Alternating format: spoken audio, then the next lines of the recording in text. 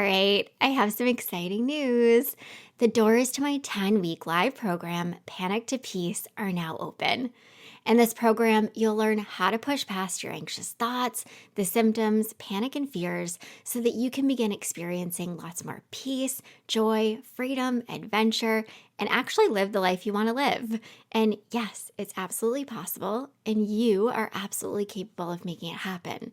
So if you feel like you've been doing everything and anything, but you're still struggling and you feel stuck, or if you feel like you have no idea where to start, or if you feel like recovery just isn't possible for you, I want to show you that you can overcome this.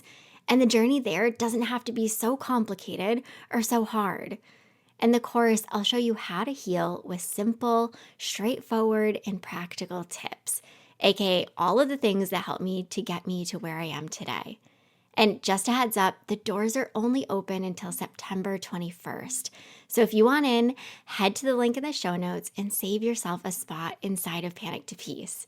All right, I hope to see you there. No matter how far into this struggle you're in with the anxiety, with the panic, with the agoraphobia, you need to understand there's not a timeline. It's not too late to get help. It's not too late to heal. It's not too late to really come out on the other side of it and be able to at one point look back and be like, oh my God, like I've made it. Welcome to a Healthy Push podcast.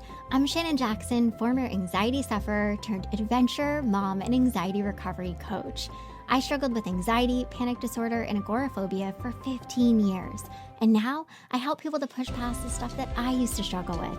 Each week, I'll be sharing real and honest conversations along with actionable and practical steps that you can take to help you push past your anxious thoughts, special symptoms, episode because I have a very special guest with me today.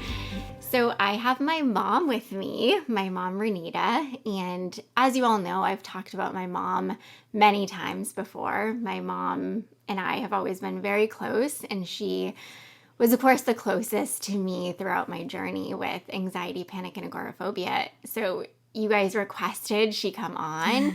I'm very excited to talk to her and really dig into my journey with anxiety, panic, and agoraphobia sort of from her lens. So, Mom, welcome to the podcast. Hi, everyone. Great to be here. Exciting and emotional at the same time. Yes. For us to talk about this journey that Shannon's been on for many years. And also the best part is the triumph over everything that she had struggled with as a child and as an adult. Yeah. So as you can probably hear, of course, my mom and I were talking before we jumped on the podcast to record. We are both very emotional human beings in general. And this is, of course, a very emotional topic. So you will definitely hear breaks in our voice. You will probably hear us crying. We may pause at times. A lot of what we'll talk about, of course, is sensitive and was really hard for myself and also, of course, for my mom. So even having been out of it for 7-8 years now, it still evokes a lot of strong memories, a lot of strong emotions. Yeah. So we're just going to start with sort of digging into my mom's recollection of sort of when my journey started, because like my mom and I were just talking, there are a lot of things that she remembers that I don't remember, because I think, my journey with anxiety started when I was really young, and she just, I sort of blocked a lot of these things out, I think, of course, as, a trauma response, a healthy response to all of it. So she's going to remember a lot more than I did. So it'll be good to hear from her. So yeah, Mom, in general, like, where did my journey start? Like, what is your earliest memory? Oh, I remember definitely middle school, if not maybe a little bit earlier than that. And I remember you having a struggle with even just eating at school. And sometimes you would come home and you hadn't eaten anything all day at school. And at the time, I really didn't hone into the fact of maybe this is anxiety, Or I always thought Shannon was an extremely picky eater.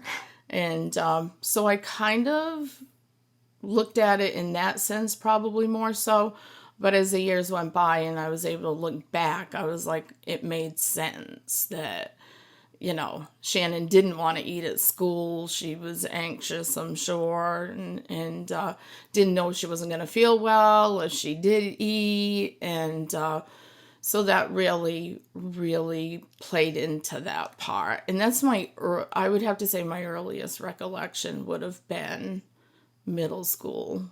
Yeah. And it's funny now that you say that, of course, I can think back to specific things. And I remember, of course, like keeping my lunches in my locker and like just not eating. And it was what you just said. I often didn't feel well. I was often super anxious. And so, not eating was sort of a coping mechanism for me of like, I can sort of control how I feel more if I don't eat. Which of course wasn't the healthiest thing. But so, of course, it started early, but I remember, of course, through high school, it being really hard. I remember, like, often begging you to let me stay home, to make up any excuse to not go to school.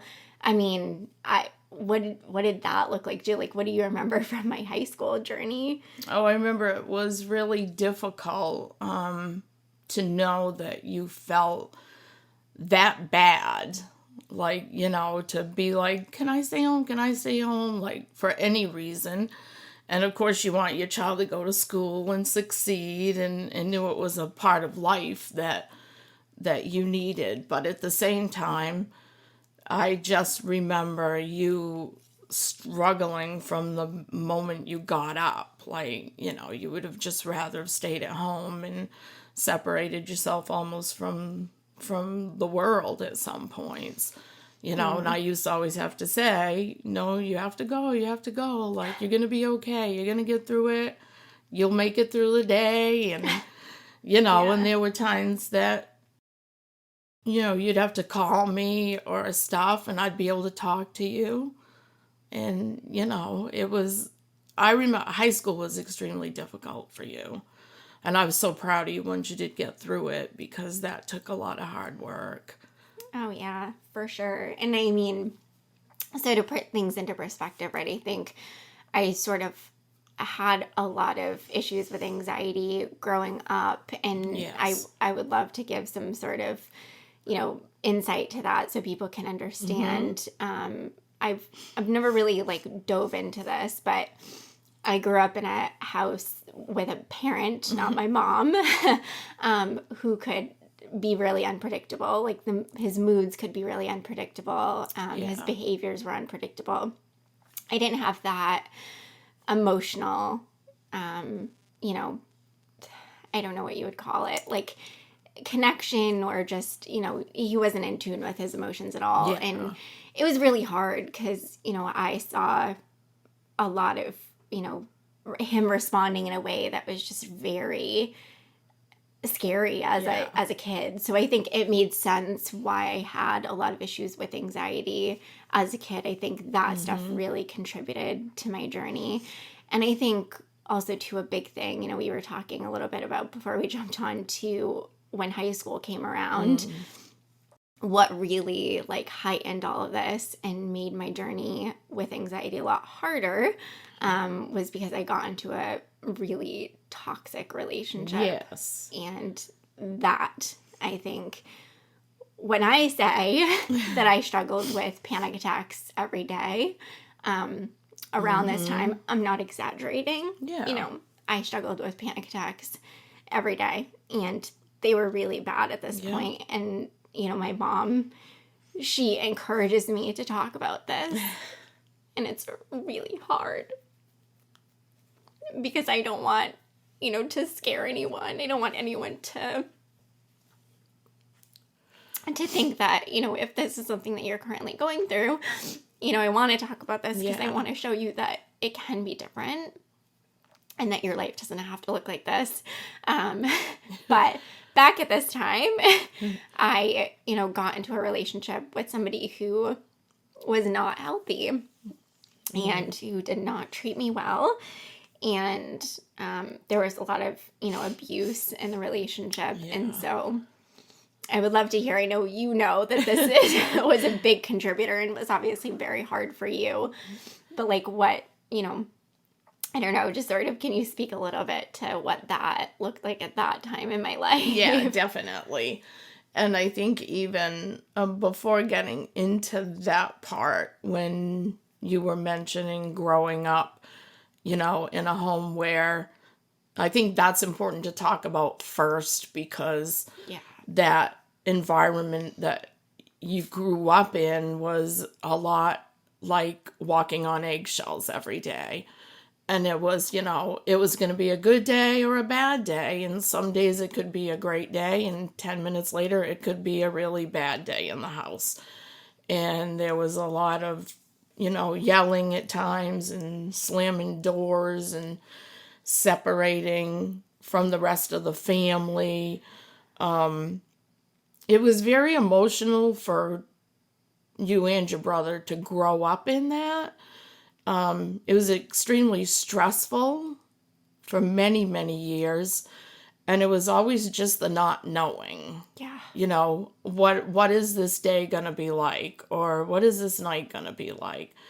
And I feel from myself, at some point, we'll definitely have more times we'll be able to talk about different things.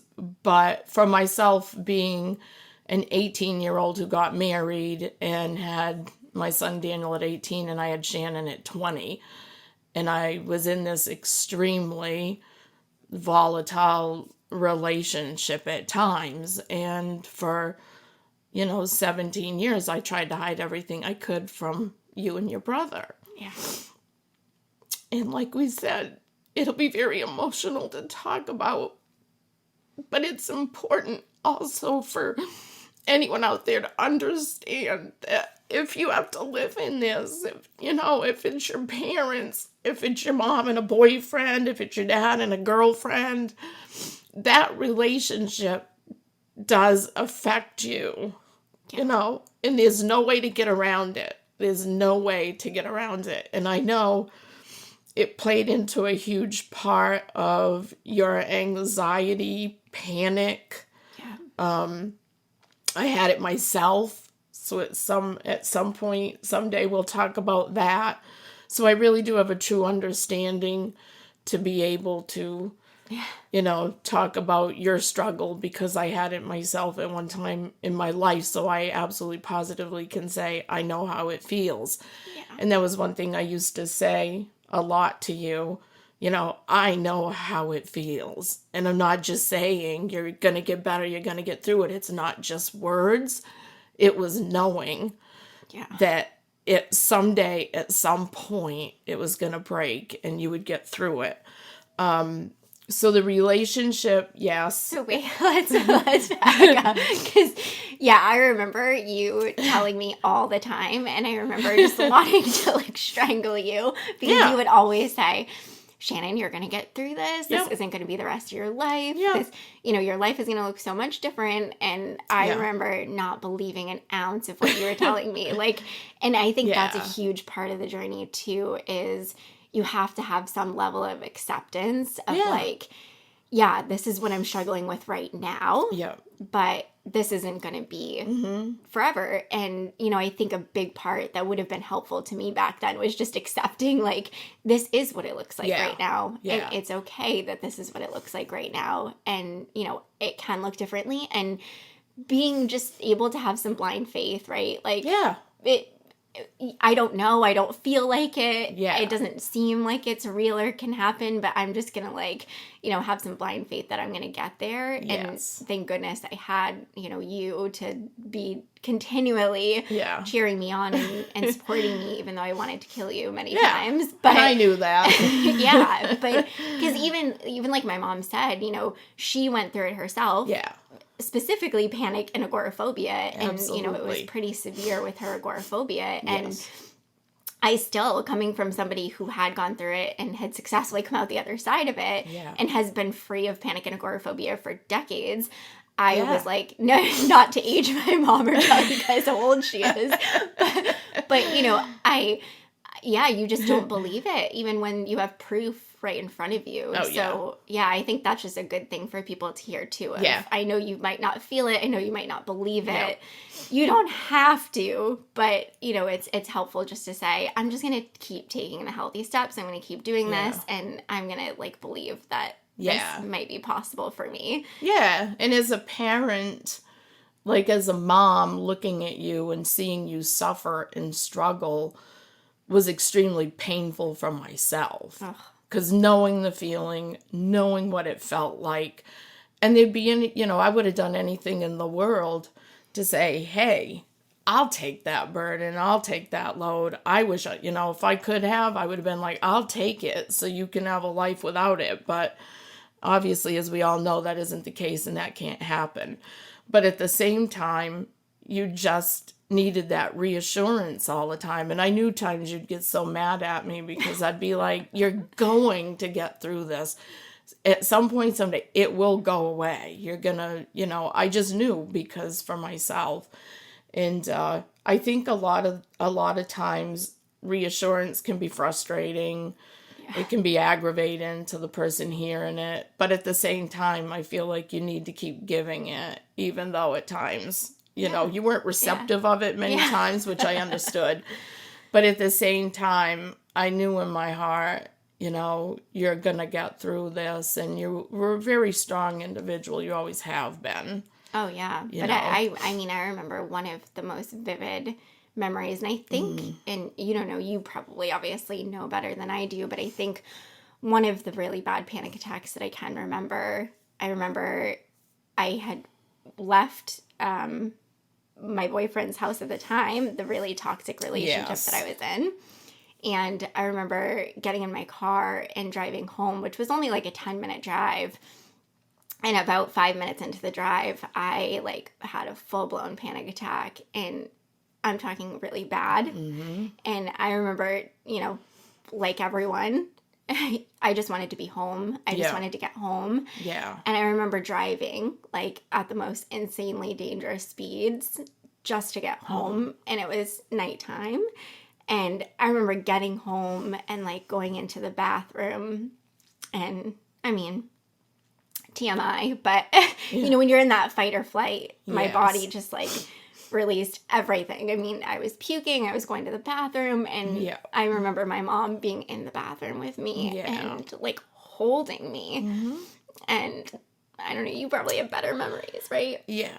But I remember my mom called the ambulance because it was so bad that I think even if I struggled with panic, right? Even though it's probably just panic. Yeah.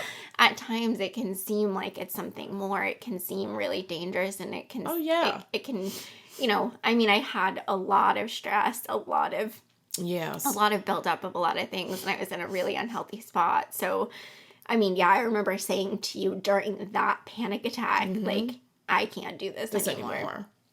And that was one of the hardest moments. Yeah.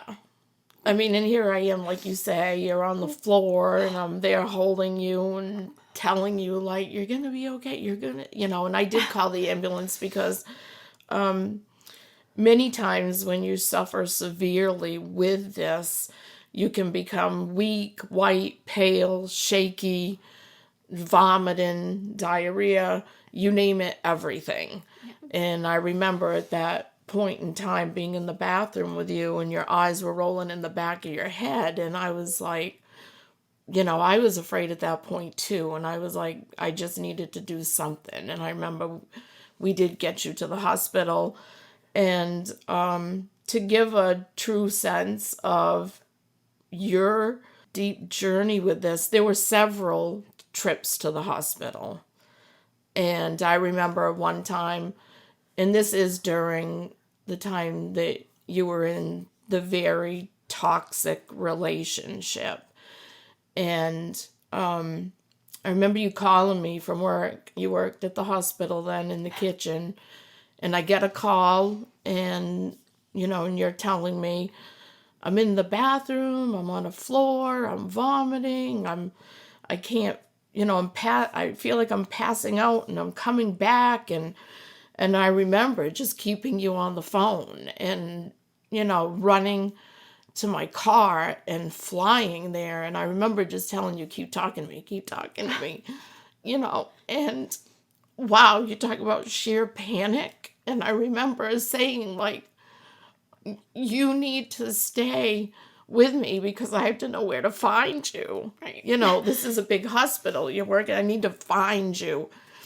And I remember getting there and picking you up off the floor and putting you in a wheelchair and running you down to the emergency department. In that day that happened, they put you in the trauma unit.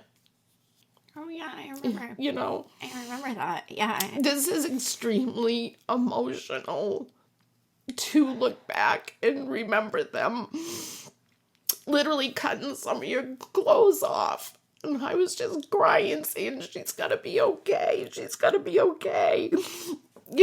And people need to understand that's how scary anxiety and panic can be. It can be terrifying. And I remember, that day and the other days that we'd end up in the ER and they'd always be asking, is your daughter on drugs? Is your daughter on drugs? And I'd be like, no, like, you need to listen to me. I'd be like, my daughter and I are so close. I said, my daughter would tell me anything. I mean, that was just the relationship we had. And, for myself, I mean, that was probably, I would have to say, one of the worst days of my life. Was just like this. It was so scary. And then, after coming through that day and everything and going a little further on, I didn't fully realize the toxicity of your relationship at that time. Yeah. I had you and this young man was quite a good actor. But after a while, I started to think, like, something's not right here. He'd come to the house and he was so polite and kind and all these things. But as the time went on, and I just, as a parent, was like, there's a correlation here. There's something wrong here. There's something seriously wrong here. And I didn't know what to do because, at times I tried to hold you back and you were a fighter, as most teenagers are. But I think probably we should tell about the worst day of that relationship. Because it was after that, I feel like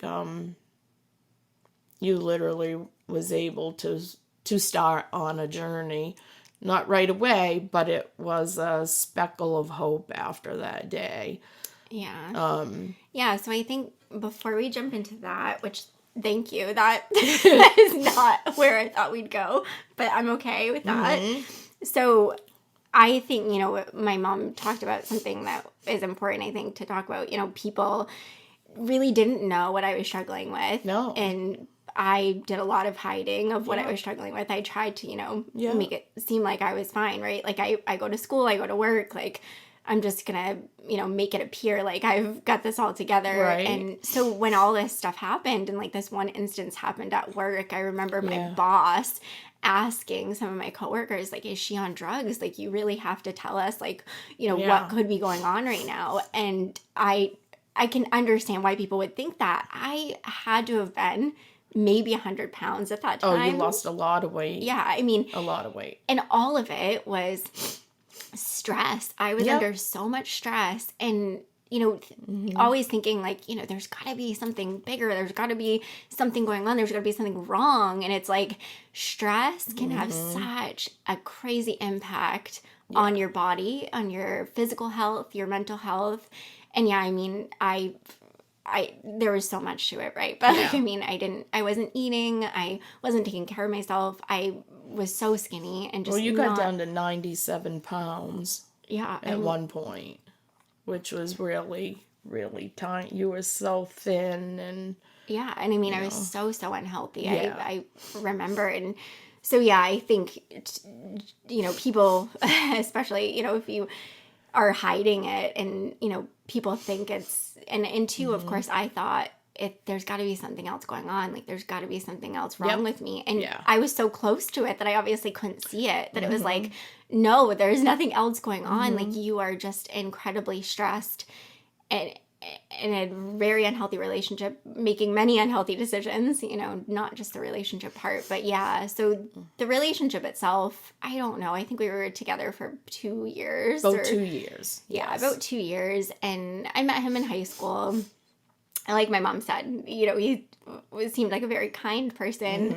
But on the flip side, he was very manipulative, very calculated, very controlling, abusive, just all the things. Yep. And, our relationship finally kind of came to a head very suddenly one day where we got into an argument, and I just remember that was the first time that he actually had, like, physically laid his hands on me.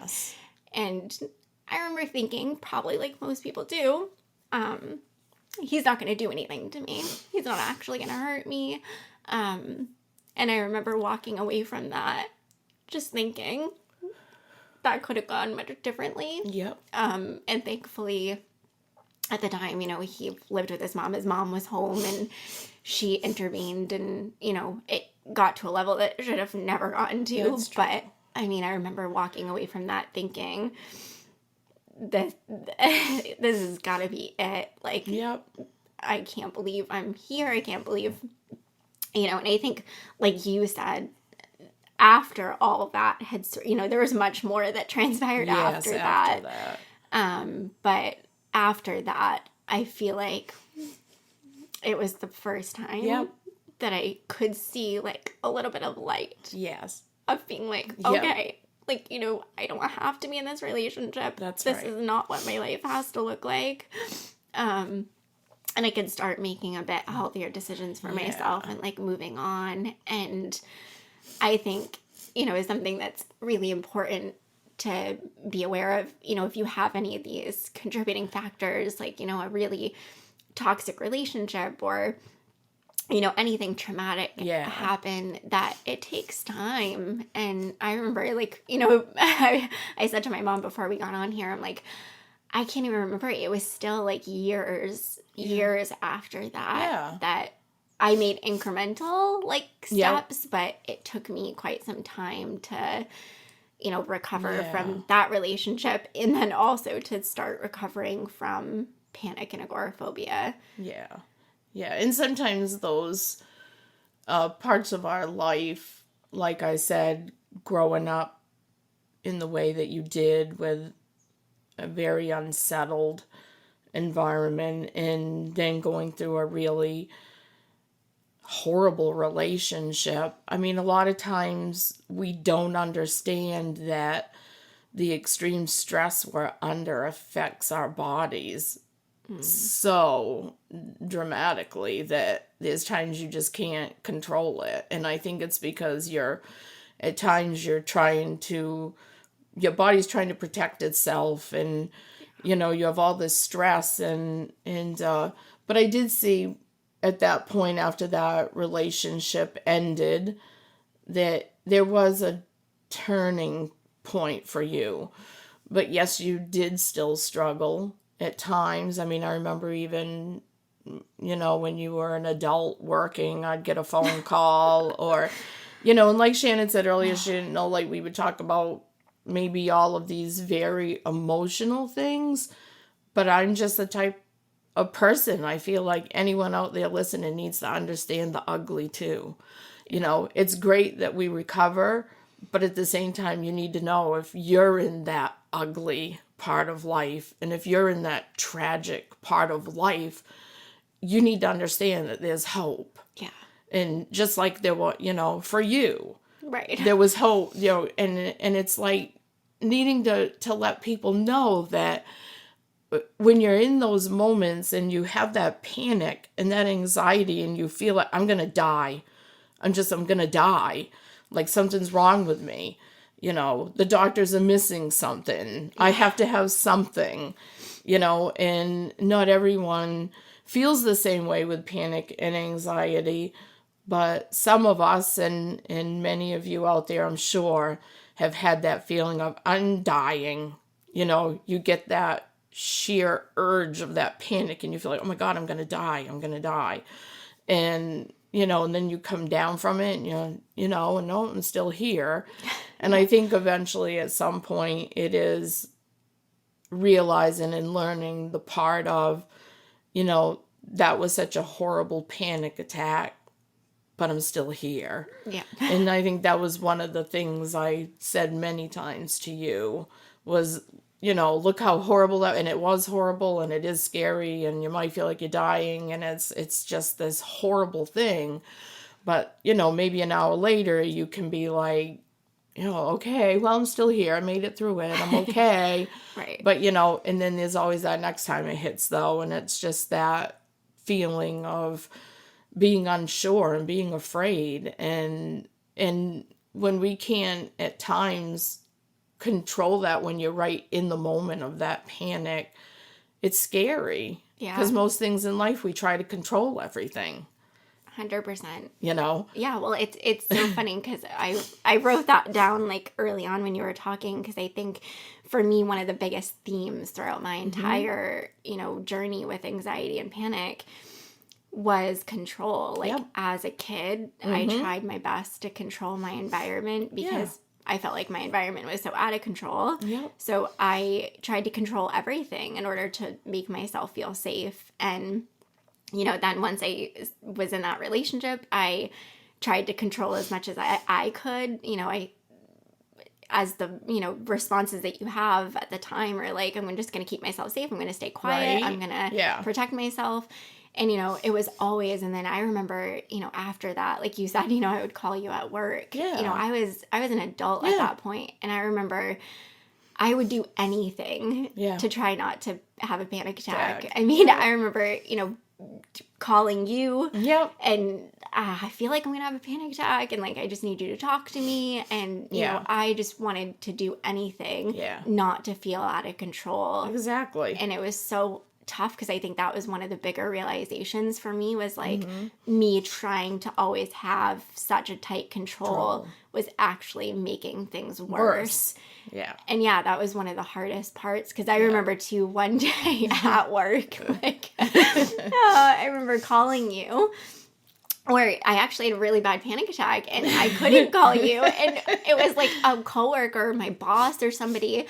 They were like, get into your phone, like we can call your mom. And you also work in the medical field and you were with patients. And so you were like, I can't come get her. And I was just like, oh my God, like what am I supposed to do? But that was such a good thing for me because it was like, no, Shannon, you don't actually need your mom. Like, and I'm sure for you that was hard on the flip side, right? So difficult. Yeah, because so difficult. I'm sure you wanted to like fix it and be there for me and help me and like. Yes. But I always used you as sort of that crutch of like, I need you. I can't do this on my own. Yeah. But the realization was, I always could. I always did. Yes. It didn't feel comfortable or good.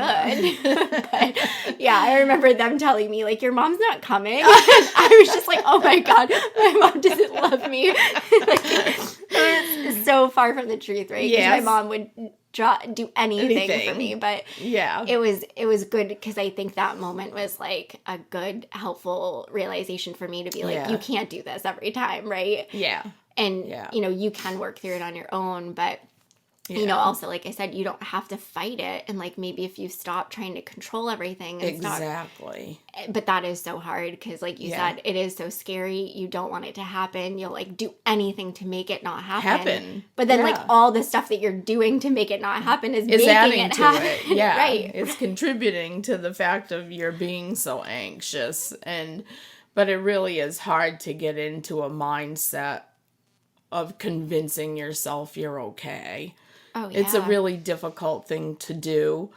But at the end of the day, I think it's always important to remember, no matter how bad the panic is, the anxiety is, the agoraphobia, all of that, no matter how bad it is, you're still here. Yeah. You're still here. Yeah. And I think it is important to be able to have someone. I think it was really important for you to be able to call me, reach out to me. We would talk on the phone and cry and all those things, and that's really important too. You need to have a good person or persons in your life that you can really reach out to and be real with. And I think a big part of it is being real with yourself. Yeah.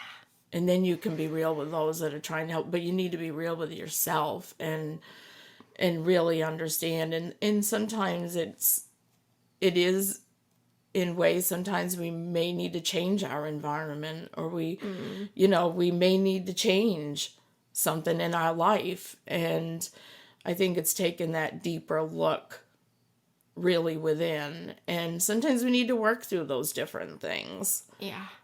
Just like for you, you had to work through, you went to therapy, you worked through what you went through in childhood.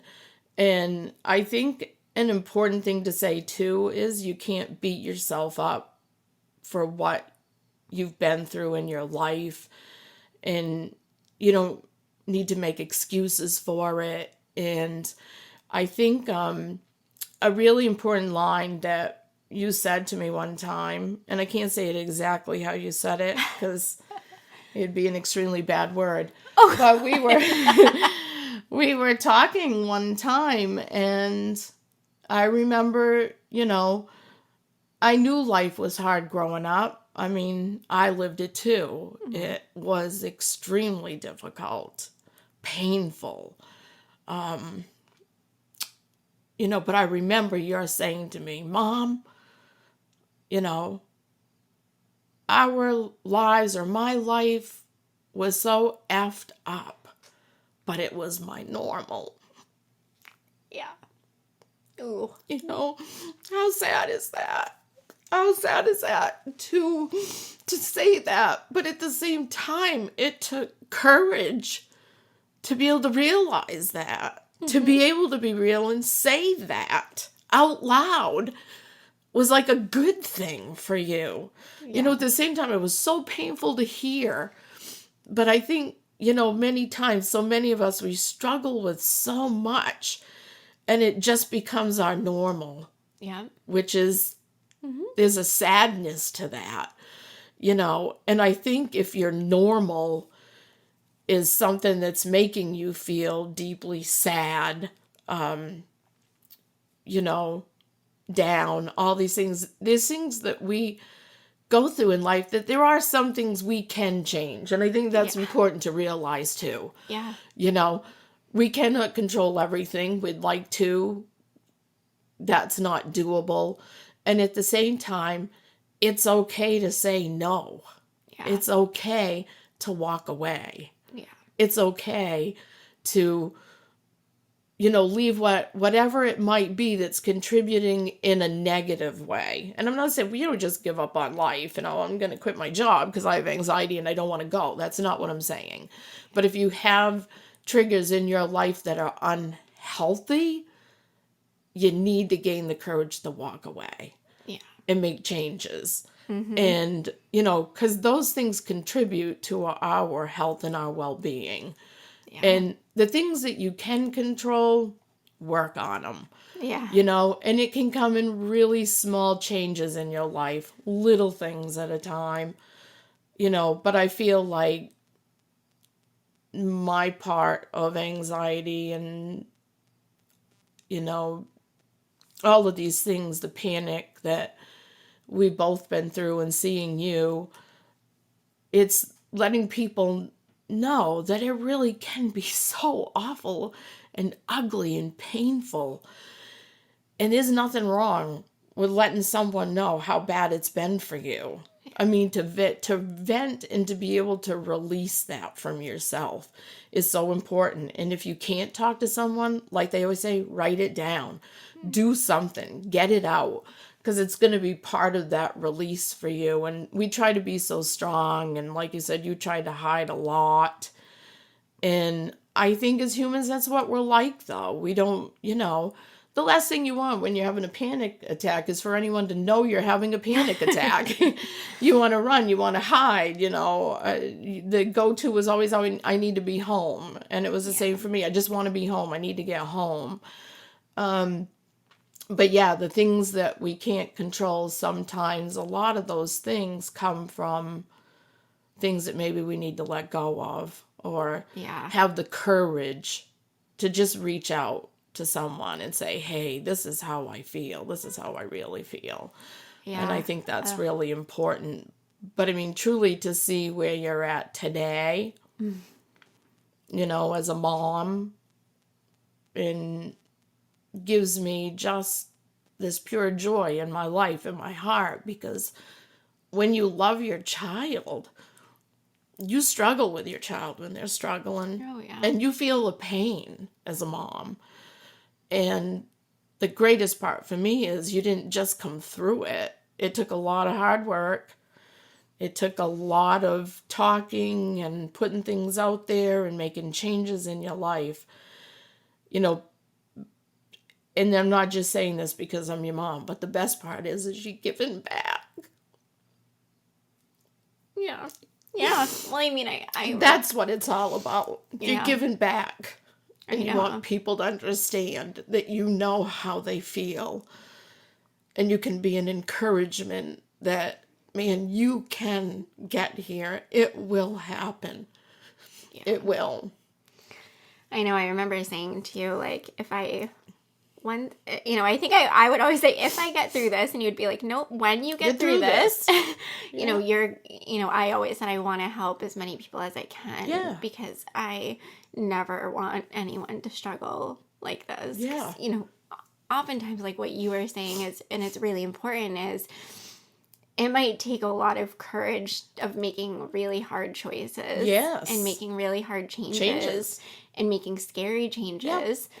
But, that's something that I avoided for a long time, was not recognizing that I had a choice in a lot of things. Yeah. And I wasn't being courageous. I wasn't being vulnerable. A lot of the things that fight fear are courage and vulnerability. Absolutely. And I wasn't doing those things because those things to me at the time felt more scary than what I was actually struggling with. But they weren't in hindsight. Yeah. I would have done things much differently. But, being where I am now, I just want, it's like the Instagram world, right? Like you show people see the stuff that I do now, and I love putting that out there because I want to give people hope.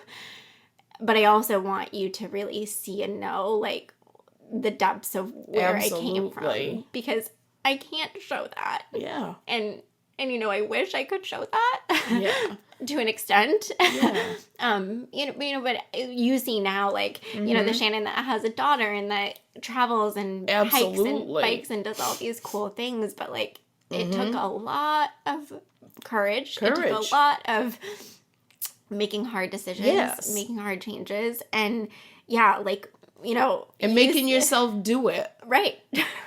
Even when at the same time you're trying to talk yourself out of it. Right. I'm going to go hike today. Oh, I don't know if I should really go hike today. Yep. What if I don't feel good when I hike today? But still making yourself go when you get there.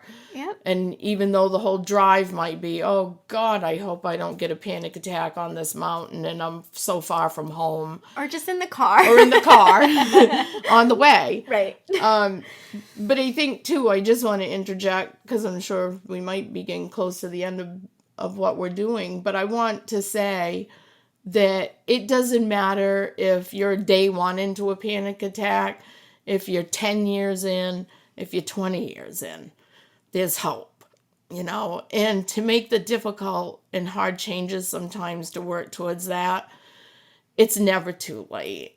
And it took myself, I didn't have panic and anxiety the whole time, but it took me 17 years to make a change in my life. And at 17 years, I had a light bulb moment one day and said, I've got to get out. Yeah. I have to make a change. Yeah. And that's what I want people to understand. No matter how far into this struggle you're in with the anxiety, with the panic, with the agoraphobia, you need to understand there's not a timeline. It's not too late to get help. It's not too late to heal. It's not too late to really come out on the other side of it and be able to at one point look back and be like, oh my God, like I've made it. So I wouldn't want anyone to think that, I never would want anyone to have a mindset of it's been so long, it's never going to change. I've had this so long, how could it ever change? Yeah. It's never going to. It's been 10 years. It's been 12 years. But I think the more you can say to yourself every day that you're open to change, and it might sound silly, but even when you're feeling horrible, if you can get up every day and just start saying, I'm grateful for a change. I'm grateful for change for the better. And it's not just words. It's that's encouragement just for yourself, to be able to get up on any given day and just be like, I'm grateful for change. I'm ready for this. Yeah, that I have the opportunity. I have an opportunity for change. Yeah. I'm still here, and just put yourself out. We put ourselves out there so many times on the negative and the bad and what's going on, but it can truly be encouraging just for yourself to hear it out of your own mouth. Yeah, and what you're saying is it's so important, right? You've got to change your self-talk. Yeah. Because I think for years that's where I really lacked. Yeah. Like I beat myself up. I wasn't supportive to myself, and I was always looking outward for everything when I should have been looking within myself a lot more. But yeah, I think you hit on, something really, really good is that we always have a choice. Yeah. And even though it can be really hard and seem like you don't and feel incredibly impossible, you always have a choice. Yes. So, all right, Mom, everyone wants to know, right? If what is a piece of advice, either, I think let's go with, because you've given some advice for, what you would do if somebody's struggling right now, but what is some advice for, another mom, another parent who's out there that's supporting a child that's struggling? They're, I know how hard this is. I think back to when I was struggling and some of the stuff that the stuff that you had to witness me going through, and I'm like, oh my gosh, if I had to witness Amelia going through that, how hard it would be. So what's a piece of advice you have for a parent out there who's supporting somebody that's struggling? Well, I think, of course, the most important thing is to not give up on that child. Never do that. And I know at times they'll lash out. You're trying to help. You're trying to be positive. And you can get the anger in return. And sometimes you can even get some resentment because I know, in their mind, they're saying and they're feeling, but you don't know how I feel. You can tell me to be happy. You can tell me to not feel this way, but you don't know how I feel. And it is true. That part is true. You may not have any understanding of how your child is feeling, but at the end of the day, never give up. Always be supportive. And I think it's always that being there. And I always made sure to tell you, I told you so many times growing up, I don't care where I am, I don't care what I'm doing, call me.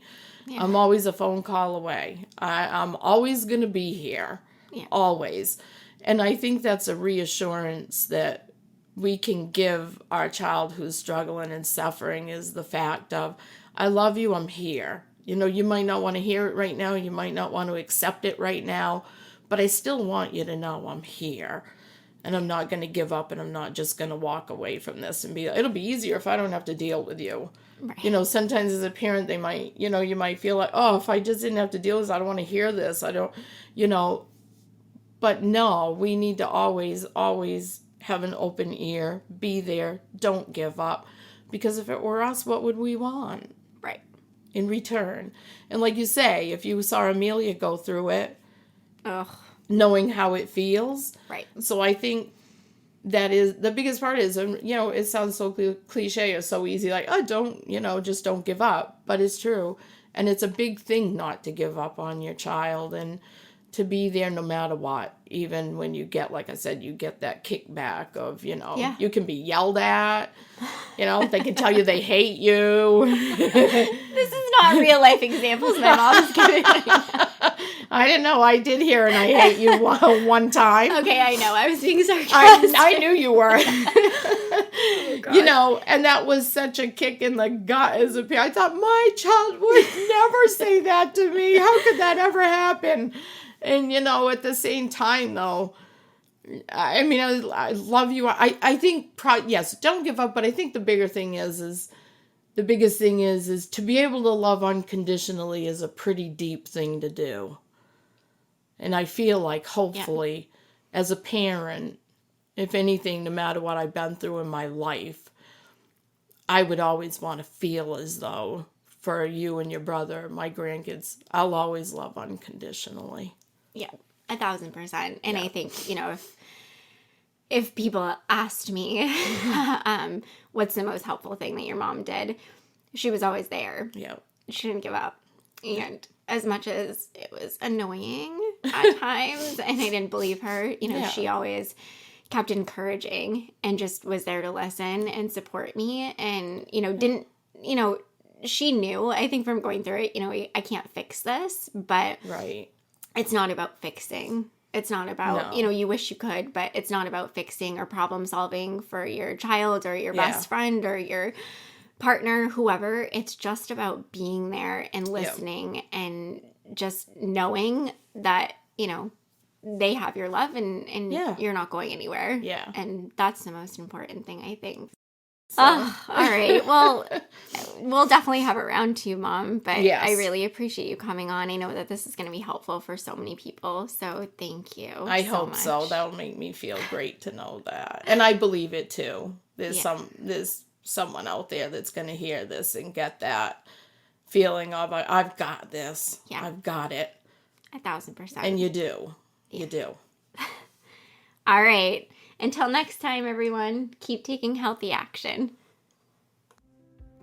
And before I end this episode, I want to mention that I'd really appreciate it if you shared this episode or any others with somebody who you feel could benefit from what I share here. You sharing these episodes is what helps me to reach and support others who need it. And if you have an extra minute in your day today, I'd also really appreciate it if you could leave a rating and review over on Apple Podcasts. I read every single review, and this too is what helps me to help more people to heal and overcome. I hope you enjoyed this episode of A Healthy Push. If you want more, head on over to ahealthypush.com for the show notes and lots more tips, tools, and inspiration that will support your recovery. And if you're hoping for me to cover a certain topic, be sure to join my Instagram community at A Healthy Push and let me know in the comments what you want to hear next.